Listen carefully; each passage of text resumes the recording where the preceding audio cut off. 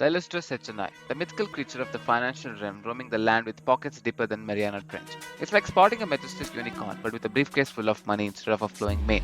So what exactly is an HNI? Well, my friend, an HNI is a no ordinary individual. We are talking about someone who could buy a small country before breakfast and still have room for a second cup of coffee.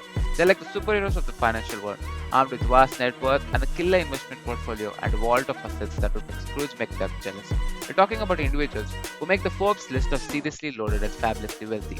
But why are these high rollers so important? Well, their wealth makes them the ultimate catch for fancy financial services and luxury banking.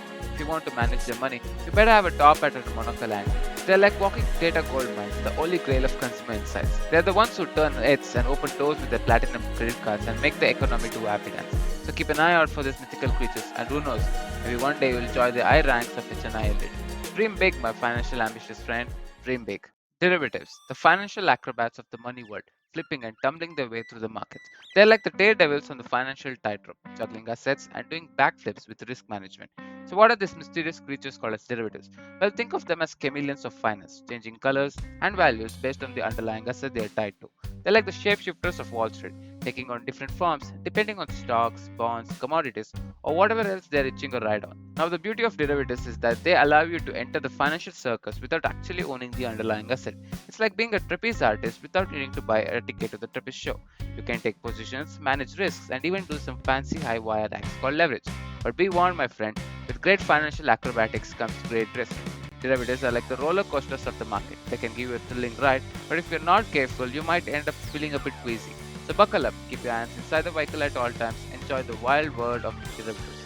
Just remember, it's all fun and games until someone loses their shit. So now you know.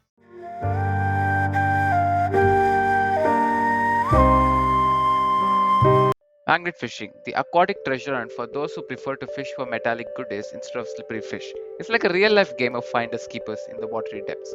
Imagine being a modern day pirate, armed with a powerful magnet instead of a hook, ready to plunder the depths of rivers, lakes, and canals. You cast your trusty neodymium magnet into the water, and like a magnetic superhero, it attracts all sorts of submerged treasures. While other people are reeling in fish, you're reeling in lost tools, discarded machinery parts, and mysterious metal relics. And what do you do with this newfound aquatic treasures? Well, you have options. You can sell them as scrap metal and make a shiny profit, or you can become a collector of underwater oddities, proudly displaying your waterlogged trophies like a museum of submerged wonders. Who needs boring seashells when you can have rusty bowls and ancient keys? But beware, oh daring magnet fisher, it's not all smooth sailing in the world of magnet fishing. Forget about snagging a boot or an old tire. How about stumbling upon a discarded firearm or live ammunition? Talk about an unexpected catch of the day. It's like the underwater version of Choose Your Own Adventure book, but with a twist of danger. The Secret Life of Plants, where chlorophyll meets espionage and leaves become secret agent. While they may not have vocal cords or secret agent gadgets, plants have their own covert ways of communicating. When a plant is feeling stressed, it releases chemical signals into the air and soil like a planty Morse code, warning its nearby companions of potential threats. But it doesn't stop there. Plants can also respond to the company they keep. If a neighboring plant gets too close, they might engage in a botanical game of shadows and light, competing for the limited resource of sunshine.